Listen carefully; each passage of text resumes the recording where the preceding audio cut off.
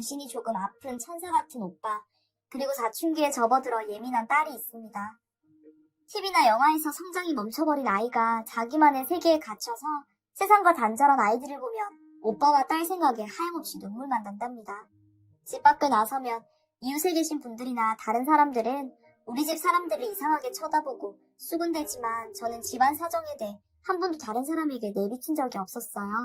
그만큼 집안 이야기를 하면 속이 상하고 부끄럽답니다. 물론 오빠가 부끄러운 게 아니고 뚱뚱하고 머리도 듬성듬성 빠진 고등학생 딸이 부끄러운 것도 절대 아니고요. 저의 못난 전 남편 때문입니다. 누구에게나 다 어려움과 고통이 있겠지만 제 인생처럼 마음 복잡한 삶을 사는 사람들이 계실까요? 그동안 꼭꼭 숨겨두었던 저의 이야기를 한번 해보겠습니다. 제 부모님은 두 분 모두 서울에서 태어나셨고 친할아버지와 외할아버지 모두 그 시절에 신촌에서 장사를 하시던 분들로 제 아버지와 엄마를 결혼시키셨죠. 그 시절에는 부모님들의 뜻대로 결혼을 많이 했던 터라 부모님 모두 불만은 없었던 것 같습니다. 아버지가 돌아가시기 전까지 엄마에게 잘했었거든요. 그런데 친할아버지의 성격이 참으로 괴팍하셨습니다. 엄마가 지금보다 기억이 또렷하셨을 때 제게 말한 바로는 그렇게 집에서 큰 소리를 많이 내셨다고 하더군요. 특히 친할아버지에게 아들이라고는 제 아버지 하나밖에 없으셨고 이에 자식에 대한 집착이 대단하셨더랍니다. 제 엄마에게 빨리 아이를 가지라고 그렇게 닥달하셨다더군요. 다행히 엄마는 일찍 아이를 가졌고 그렇게 해서 오빠가 태어나게 되었어요. 엄마는 오빠를 낳았을 때 그 몇 년간에 가장 행복했던 시절이라고 합니다. 괴팍하고 모질렀던 친할아버지조차도 엄마를 귀한 공주님 대접을 해주셨다고 하더군요. 오빠는 금이야 오기야 귀한 손이 되어 바닥에 앉을 일이 없을 정도로 사람들의 품에서 부모로 옮겨다니며 그렇게 애지중지 자랐답니다. 그런데 엄마가 잠시 마당에서 빨래를 널고 있는 그 잠깐 사이에 뛰어놀다 넘어지면서 뾰족한 돌에 부딪혀 머리를 다치고 말았습니다. 급하게 병원으로 옮겼으나 오빠는 한참 동안이나 의식이 없었고 눈을 떴을 때는 눈동자의 초점을 잃어버렸죠. 의사 말로는 현재 의학기술로는 오빠의 머리를 고칠 수가 없다고 했어요. 그렇게 제 오빠는 60년 가까이 되는 세월을 3살 정도의 지능으로 살고 있습니다. 엄마는 오빠가 저리 된 것을 평생 본인 탓이라 여겼어요. 오빠에게 주름과 흰 머리카락이 늘어날수록 엄마는 더 마음 아파하셨죠. 그래서일까요? 엄마는 나이가 73을 넘겼을 때부터 정신줄을 놓으셨네요. 딱 오빠와 같은 눈높이가 되어서 엄마와 오빠는 친구처럼 장난도 치고 우리는 알아들을 수 없는 말을 주고받곤 합니다. 그때부터 80을 훌쩍 넘긴 지금까지도 3살 지능의 오빠와 손을 꼭 붙잡고 계시네요. 젊은 시절 엄마는 오빠가 다치고 가망이 없다고 하자 괴팍하고도 모진 친할아버지로부터 계속해서 대를 이을 자식을 낳으라고 압박을 받았다고 합니다. 당시 친할아버지는 오빠를 낳게 하려고 이 병원 저 병원 다니는 엄마를 호되게 혼을 내셨다고 했어요. 애미야, 지금 네가 우리 집안 대를 끊게 하려고 작정을 했냐? 애가 정상이 아니면 얼른 포기하고 다음 애를 낳을 생각을 해야지. 이미 바보가 되어버린 애를 어떻게 낳게 한다는 거냐? 쓸데없는 곳에 시간 낭비, 돈 낭비하지 말고 얼른 새 아들 낳을 생각을 해라. 그리고 애미 너는 질질 짤 자격도 없다. 어차피 너 때문에 애가 저렇게 된 거 아니냐? 저 바보 때문에 몇 년간 둘째 안 가지는 거 내가 모를 줄 알아? 이제 나도 참을 만큼 참았다. 만약 1년 이내로 둘째 안 가지면 저 바보 딴 곳으로 보낼 테니까 그런 줄 알아라. 곁에서 지켜보던 아버지가 어머니에게 간곡히 부탁했다고 하더라고요. 당신 속이 말이 아니겠지만 어찌 보면 우리한테 둘째가 있는 편이 더 나을 수도 있을 거야. 나중을 생각해보라고. 우리 죽고 나면 저 녀석은 어찌 되겠어. 그럼 세상 천지에 저 녀석 혼자 살아가야 할 텐데 어디 가서 두드려 맞지는 않으면 다행이지. 저 녀석 보살펴줄 동생 하나라도 있어야 당신이나 나나 편하게 눈을 감지 않겠어? 첫째 생각해서라도 둘째 노력해봄세. 아버지까지 그리 얘기하니 엄마는 오빠를 위해 병원에 다니는 것을 그만두고 임신을 준비했고 그렇게 제가 태어나게 된 거지요. 하지만 친할아버지가 그렇게 바라던 아들이 아니었기에 저는 그다지 환영을 받지 못했고 다만 오빠를 위한 보호자로서의 역할을 하게끔 어릴 때부터 귀가 따갑게 잔소리를 드려야 했어요. 그럴 때마다 엄마는 어린 저를 안아주시며 내가 정말 미안하다 하시며 내가 살아있는 동안에는 오빠가 책임질 테니까 저보고는 미리 앞서서 걱정하지 마라 라고 하셨어요. 그러면서 하루 한 번 오빠를 돌봐주고 엄마에게 그걸 자랑삼아 이야기하면 동전 한 개나 맛있는 과자를 주시고는 했죠. 그래서일까요? 저는 어릴 때 오빠를 돌봐주는 것이 참으로 좋았고 행복했어요. 그런데 제가 점점 더 커가면서 오빠 때문에 많이 창피했어요. 어느 때부턴가 오빠는 밤마다 이상한 소리를 냈는데 아마도 깜깜해지는 것이 무서워서 그렇게 소리를 질러댔던 것 같아요.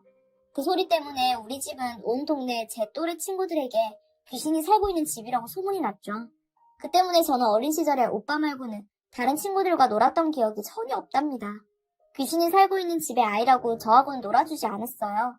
한 해 두 해가 지나도 제게는 친구가 없었어요. 그러다가 저는 마음의 병을 얻었지요. 어린 시절과 마찬가지로 학창 시절에도 저는 늘 혼자였고 사람들과 쉽게 어울리지 못하는 소극적인 사람으로 변했어요. 엄마, 아빠, 오빠 말고는 그 누구와도 마음 편하게 대화를 해본 적도 없었던 것 같아요. 그렇게 점점 폐쇄적인 성향으로 변해갔고 고등학교도 겨우겨우 마칠 수 있었죠. 내가 이러면 부모님이 힘들어하실 텐데 얼른 내가 마음을 바로잡아야 하는데 그렇게 마음을 먹으면 먹을수록 자꾸 나쁜 생각만 들었고 결국에는 부모님을 원망했고 오빠를 원망하고 미워하는 상황까지 오게 되더군요. 저는 대학 입시도 포기하고 제 방에 틀어박혀서 아예 세상과 단절을 했습니다. 아무도 보고 싶지 않았고 아무 이야기 듣고 싶지 않았고 모든 게 다 싫었죠. 게다가 오빠 때문에 내가 세상에 나왔다는 사실이 그 당시엔 왜 그리 저를 화나게 했는지 마음속에서 우라병이 생겼습니다. 우리가 세상에 없으면 너는 항상 오빠에게 보호자 역할을 해주어야 해. 너는 그러기 위해서 태어난 거야. 너는 오빠가 아니었으면 태어나지도 않았어. 그러니 너는 오빠를 위해 희생해야 해. 이런 목소리가 제 귓가에 항상 맴돌았어요. 아버지나 엄마는 저를 타일러도 보고 화도 내셨지만 그럴수록 저의 반항은 심해지기만 했습니다. 그 시절 유일하게 제가 집 밖을 나가는 경우는 늦은 밤중에 아빠가 운영하고 있는 작은 마트였어요. 당시 아빠는 집에서 조금 떨어진 곳에 건물을 사서 1층에서 마트를 운영하고 있었는데 마트 문이 닫기 전에 먹고 싶은 것들을 챙겨서 집으로 들어가곤 했죠. 그렇게 꼼짝도 안 하고 집안에서만 생활을 하다 보니 혼자만의 생각에 점점 더 갇히게 되었고 외모를 가꾸지도 옷을 사입지도 않고 점점 생기를 잃어갔던 것 같습니다. 집안에서만 생활하다 보니 탈출구가 필요했고 그때 컴퓨터에 푹 빠져 있었죠. 특히 집 전화를 연결해서 사용하는 인터넷 채팅이었는데 하루에 보통 12시간 이상씩 이 사람 저 사람과 채팅을 했었어요. 그냥 그렇게 아무 의미 없이 인생을 살아가고 있을 때 저의 손을 잡아준 사람이 있었는데 바로 인터넷 채팅으로 만난 한 남자였지요. 채팅을 통해 대화를 하며 서로의 고민들에 대해 늘어놓았고 반년이 넘도록 그 남자와 거의 온종일 채팅을 하며 세상의 온갖 이야기를 하곤 했어요. 그 남자는 저의 유일한 안식처였기에 어두운 제 삶에서 저를 꺼내줄 수 있는 백마탄 원장님이라고 착각하게 되었죠. 처음으로 그는 제 가족이 아닌 사람으로서 저를 따뜻하게 감싸주었어요. 저를 두고 바보 오빠 때문에 태어난 것이 아니라 이 세상에 꼭 필요했던 존재였기에 태어났고 사랑받아 마땅한 여자라며 저를 위로해 주었습니다. 결국 채팅으로 시작된 것은 전화통화로 이어졌고 저는 시도 때도 없이 그와 통화를 하며 사랑이라는 감정을 느끼게 되었어요. 어느 날 그는 저에게 만나자고 했고 저는 자신이 없었지만 용기를 내어 결국 만났어요.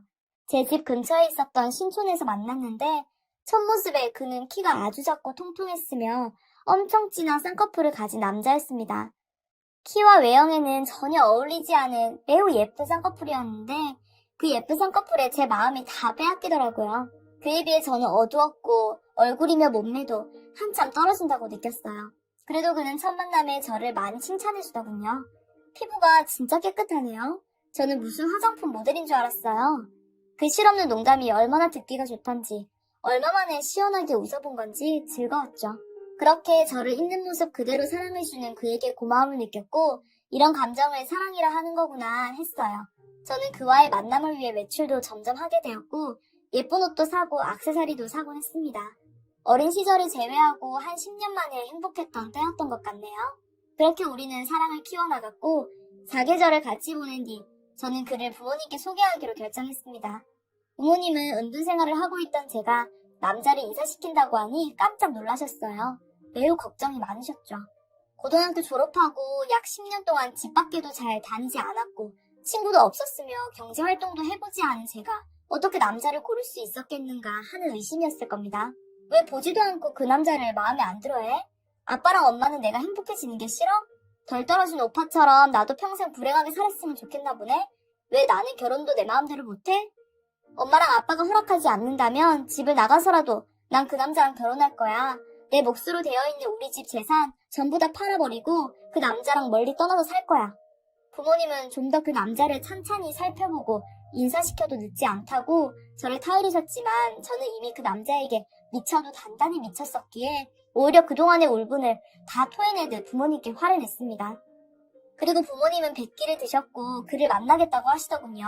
어쨌거나 그를 부모님께 인사시켰고 부모님은 그에게 꼬치꼬치도 많은 질문을 하시더라고요. 당시 저는 그것이 너무 기분이 나빴어요. 엄마 아버지가 내 행복을 막는 것 같았고 마치 나는 사랑받을 자격이 없으니 평생 오빠 뒷바라지나 하면서 살라고 되게 이야기를 하는 것 같았거든요. 그날 남자가 돌아가고 난 뒤에 저는 난동을 부려 부모님께 씻을 수 없는 상처를 입혔고 결국엔 경찰이 집에까지 찾아와서 중재를 해주었죠. 부모님은 결국 제 고집을 꺾는 것을 포기하셨고 그와 저의 결혼을 허락하셨어요. 조촐하게 결혼식을 올리기 전날 엄마는 결혼식 전날에 모녀가 함께 자는 거라며 제 방에 베개를 가지고 들어오시더군요. 우리는 네가 행복하기를 진심으로 바라. 처음엔 걱정이 되어서 그랬던 거야. 우리 딸이 어떤 딸인데 우리에겐 너무나 소중한 딸인데 항상 너에게 미안한 마음을 가지고 있고 너에게 죄스러운 마음을 가지고 살았어. 이제라도 좋은 짝 만나서 너의 인생만 생각하면서 살았으면 좋겠다. 오빠는 걱정하지 마. 아직 내가 건강하고 내 아버지도 정정하시니 몇십 년은 끄떡없어. 그러니 걱정일랑 하지 말고 너만 잘 살아. 엄마가 우리 딸 행복하라고 항상 기도할게. 우리 딸 그동안 너무 미안했고 너무 사랑해. 그간 쌓였었던 서러움과 미움이 엄마의 한마디에 눈 녹듯 녹아내렸고 저는 왜 그리 한심하게 허송세월을 하였는지 후회가 들더군요. 그렇게 결혼식을 올렸고 한 2년쯤 지났음에도 은둔 생활을 오래 해서 그런지 몸이 좋지를 못해서 아이가 빨리 생기지 않더군요. 저와 그이는 병원에 다니며 열심히 임신을 준비했고 저도 바깥 활동을 좀 하며 최대한 밝게 살려고 노력했습니다. 그런데 남편은 결혼한 지 2년밖에 되지 않았는데 계속해서 밖으로만 나돌았어요. 장례식을 다녀온다든지 시골에 사시는 어머님과 형님께 다녀온다든지 하는 이유로 자주 외박을 했지요. 장례식은 그렇다 치고 형님이나 어머님께도 저도 같이 갈 만도 한데 결혼식 이후로 남편을 뻔질나게 형님과 어머니께 가면서 저는 단 한 번도 데리고 가질 않더군요. 저는 혹시나 해서 시골에 어머님께 안부 전화를 하는 척 그가 남편이 진짜 다녀갔는지를 확인했어요. 아니나 다를까 남편은 다녀가지 않았던 사실을 알게 되었죠. 의심은 또 다른 의심을 낳았고 저는 남편을 믿을 수가 없었어요. 하지만 대놓고 물어볼 수도 없었죠. 왜냐하면 제가 저 사실을 알게 되었을 때 임신에 성공했거든요. 남편에게 왜 그리 외박을 자주 하냐고 형님과 어머니께 다녀온 것이 아니라는 것을 알고 있다고 따지고 들면 진짜 저를 버릴 것만 같았거든요. 소가리로 시작했던 것은 점차 광적으로 남편에게 집착을 하는 것으로 변해갔습니다. 전화를 받지 않으면 받을 때까지 전화를 했고 남편의 행동을 감시하기 시작했죠. 저의 그런 집착을 했던 모습들이 남편을 더 밀어낸 것일까요? 남편은 아예 대놓고 전화를 받지도 않았고 제게 이유도 이야기하지 않은 채 계속해서 외박을 하기 시작했어요. 집에 들어오면 언제나 저와 말다툼하느라 바빴고 임신을 한 저를 돌봐주기는커녕 오히려 방치하다시피 했어요. 왜 이렇게 변한 거냐고 이야기를 하니 그는 제게 이야기를 했습니다. 변했다고? 내가 변한 게 아니라 네가 나를 이렇게 만든 거야. 어떤 여자가 밖에서 일하고 있는 남자를 그렇게 꼼짝도 못하게 하냐? 너 같으면 너란 여자 질리지 않겠냐? 내가 처음부터 그랬던 게 아니잖아. 당신 그동안 형님이랑 어머니께 간다고 하고서 어디 갔었던 거야? 결혼하고 나서 당신 얼굴 한 번도 본 적 없다고 하시던데 나를 속이고 어디를 갔었던 거냐고. 그렇게 거짓말을 해대면서 외박을 하는데 당신 같으면 믿을 수 있겠어? 내 탓하지 마. 지금 임신한 아내 옆에서 보호하고 돌봐줘야 하는 사람이 딴짓하고 돌아다니면서 내 탓이라고? 어떻게 그런 말을 할 수가 있니? 그날로 남편은 나가버렸고 그 다음날 시어머니께 전화가 왔습니다. 시어머니는 저를 나무라셨지요. 도대체 어찌했길래 애가 두 손 두 발 다 들었다고 하면서 자기를 찾아온 거냐고 혼내시더군요. 저는 그간의 이야기를 시어머니께 하나도 빠짐없이 얘기했지만 남편 편을 들더군요. 저는 일단 잘못했다고 싹싹 빌었어요. 그리고 남편을 집으로 돌려보내주시라고 애원을 했죠. 남편은 다니던 일도 때려치우고 집에도 들어오질 않더군요. 그러고 나 때문에 다니던 직장도 그만두었다며 저보고 돈을 벌어오라고 했습니다. 저는 임신한 몸에다 지금껏 일 한 번 해본 적도 없는데 돈을 어떻게 구하냐고 했지만 남편은 막무가내였어요. 그러면서 1월 바에 당장 이혼하자고 하더군요. 저는 또다시 외톨이가 될까봐 무서웠고 남편에게 조금만 기다려달라고 사정을 했어요. 결국 저는 부모님을 찾을 수밖에 없었고 돈을 받아 쓰다가 결국 반년도 못 되어 부모님 집에 들어가서 살게 되었어요. 남편 1년 넘게 놀고 먹으면서도 정신을 못 차렸고 외박은 둘째치고 제 부모님께도 함부로 대하기 시작하더군요. 아마도 제가 남편에게 쩔쩔매니 부모님은 제 심기를 건드리고 싶지 않아 남편의 만행들을 보고도 모른 척 해주셨던 터라 남편은 점차 아나무인이 되었던 거였죠. 그러다가 아버지가 남편에게 진심을 다해 말씀하셨어요. 돈은 벌어오라고 하지 않을 테니 가정에만 충실해달라고 간곡히 부탁하셨었죠. 그런데 남편은 도가 지나칠 정도로 뻔뻔해졌습니다. 장인어른, 저를 이렇게 만든 건 따님입니다. 저를 탓하지 말아주세요. 제가 직장 잘린 것도 다 따님의 전화 때문이었습니다. 그 때문에 저는 원하지도 않은 대릴사위의 노릇을 하게 된 거고요. 그러니 저도 딱 한 번 눈 감고 장인어른께 말씀드리겠습니다. 지금 아버님 하시고 계신 마트 제 명의로 돌려주십시오. 아버님 돌아가실 때 싸가지고 가실 거 아니잖아요. 그리고 저 사람 저 없으면 안 되는 거 아시지 않아요? 저 사람한테는 제가 바로 약이고 치료이고 병원이라고요. 솔직히 그 건물이 평수도 아주 작고 아담하잖아요. 그거 주시면 저 사람한테 온전히 집중하도록 하겠습니다. 그리고 제가 저 사람 버리면 이미 태어난 아기는 또 어쩌실 겁니까? 어떤 결과가 나올지는 제가 말씀 안 드려도 감 오시죠? 남편은 저를 완벽하게 휘어잡고 있다고 생각을 했었는지 눈 하나 깜빡이지 않은 채 제 아버지에게 막말을 쏟아냈습니다. 시어머님도 별반 다르지 않으셨는데 남편이 전화를 하라고 해서 했는지는 몰라도 너무 뻔뻔하시더군요. 아니, 대릴 사이로 그동안 그렇게 부려먹었으면 이제 어느 정도 대가를 쳐주셔야 하는 거 아니니? 애가 그 집안이 얼마나 답답하면 밖으로만 놀겠니? 너 자꾸 이러면 정말 섭섭하다. 그깟 건물 남편한테 넘겨주는 게 그렇게 아까워? 그리고 사돈 어른들도 그렇다. 세상에 있는 사람들이 더한다고 그 코딱지만한 건물 하나 가지고 이렇게 속 좁으신 분들인지 이번에 알았다. 정 싫으면 그냥 우리 아들 내가 데려올 테니 그런 줄 알아라. 우리 아들이 어떤 대접을 받을지는 눈에 안 봐도 내가 훤히 다 보이는 것 같다. 서울 종로에 있는 건물이 코딱지만 할 리 없지요. 그리고 그깟 건물도 아니었고요. 그 건물은 친할아버지가 아버지에게 유산으로 주신 건데 아버지는 당신 돌아가시고 나면 그걸 팔아서 바보 오빠와 제가 먹고 살게끔 하시려던 것이었죠.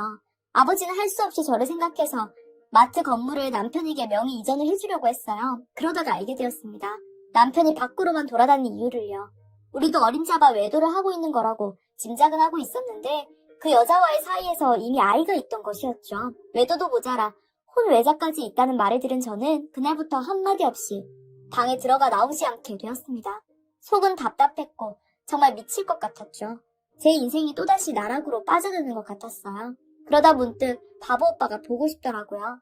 그래서 엄마와 아버지를 모시고 시설에 있던 오빠에게 찾아갔습니다. 오빠는 더 늙어 있었지만 그 미소만큼은 여전했어요. 저는 오빠에게 남편의 이야기를 해주었습니다. 오빠가 알아듣는지는 모르겠지만 오빠는 저의 얼굴을 빤히 쳐다보았고 감정이 북받쳐 제가 눈물을 흘리니 오빠는 제 눈물을 닦아주더군요. 오빠 나 어떡해? 오빠는 왜 우는데? 오빠니까 나보다 오빠니까 답을 알 거 아니야. 대답 좀 해줘. 오빠 동생이 어떻게 했으면 좋겠어? 오빠는 한참 제 얼굴을 쳐다보았고 그 눈빛은 오빠가 제게 보여주었던 3살 아이의 눈빛이 아니라 저보다 나이가 많은 어른인 오빠의 눈빛이었습니다. 제 착각일 수도 있고 제가 그렇게 믿고 싶은 걸 수도 있겠지만 저는 분명히 느낄 수 있었습니다. 평소 오빠의 눈빛과는 달랐거든요. 오빠는 눈물이 그렁그렁 맺힌 어른의 눈빛을 하고 저를 쳐다보았습니다. 그때 저는 결심했습니다. 이 남자를 쫓아내야겠구나. 이 남자는 내 남편의 자격도, 내 아이의 아버지 자격도, 부모님의 사위 자격도 없는 사람인 거구나. 오빠도 그렇게 생각하는구나 하고 저는 깨닫게 되었습니다. 저는 남편과 이혼소송을 시작했습니다. 제가 이혼하자고 하니 그제서야 저에게 무릎을 꿇고 싹싹 빌기 시작하더군요. 자기를 버리지 말아달라고요. 이쯤 되면 그 남자에게 연민이라도 느껴져야 하는데 저는 이상하게도 남편에게 그동안 있었던 모든 정들이 뚝뚝 떨어지기 시작을 하더군요. 남편이 제게 빌면 빌수록 꼴도 보기 싫어졌습니다. 너는 구제불능이야. 내가 너한테 쩔쩔매니까 네 위에 사람 없다고 생각을 했니? 그리고 바람도 모자라 아이가 있다고? 혼외자도 있는 상황에 너 지금 나보고 같이 살자는 이야기가 나오니? 그렇게 네가 좋아하는 그 여자랑 아이랑 살아. 나는 너한테 건물을 넘겨줄 생각도 없고 너처럼 뻔뻔한 인간과는 더 이상 상종하고 싶지도 않으니까 이제 좀 내 인생에서 꺼져. 그리고 네 엄마한테도 똑똑히 전해. 양심이 없는 사람은 우리 부모님이 아니라 니들이라고. 있는 사람들이 더하는 게 아니라 가진 건 쥐뿔도 없는 것들이 있는 것들에게 붙게 된 거라고. 그런 걸 보고 남들은 거지근성이라고 말하더라. 당장 우리 집에서 나가고 두 번 다시 내 가족 앞에 나타나지 마. 참 어리석을 뿐만 아니라 이렇게 뻔뻔한 남자를 제가 사랑했다니. 그리고 이 남자를 위해 내 부모와 내 오빠를 그렇게 원망을 하고 미워했다 생각하니 가슴이 미어질 것만 같았습니다. 그렇게 남편과 헤어지고 세월이 흘렀네요. 그간 아버지는 돌아가셨고 엄마는 치매를 얻으셨어요. 전 시설에 있던 오빠를 집으로 데리고 왔고 저는 한창 사춘기라 예민한 딸을 키우고 있습니다. 남편은 저와 이혼하고 나서 빈털터리로 쫓겨난 후 택배 일을 하고 있다고 하더라고요. 가끔씩 딸의 안부를 묻고자 통화하기는 하는데 또 들러붙을까 봐서 경계하고 있습니다. 저는 지금 치매로 오락가락하고 있는 엄마와 사랑스럽고 천사 같은 오빠, 옛날에 저처럼 폐쇄적인 성격을 가진 딸이긴 하지만 제게는 너무나 어여쁜 딸과 함께 잘 살아가고 있답니다. 저는 더 이상 욕심을 내지도 바라는 것도 없어요. 다만 엄마의 치매 증상이 천천히 진행되기를 바랄 뿐이고 오빠나 저를 위해서라도 제 옆에 오래오래 있기만을 바랍니다. 혹시라도 저와 같은 인생을 살고 계신 분이 계시다면 제가 살아본 결과 결국 모든 건 마음먹기에 달려있고 행복하게 살려는 의지가 중요하다는 것을 말씀드리고 싶군요. 지금까지 들어주셔서 감사합니다.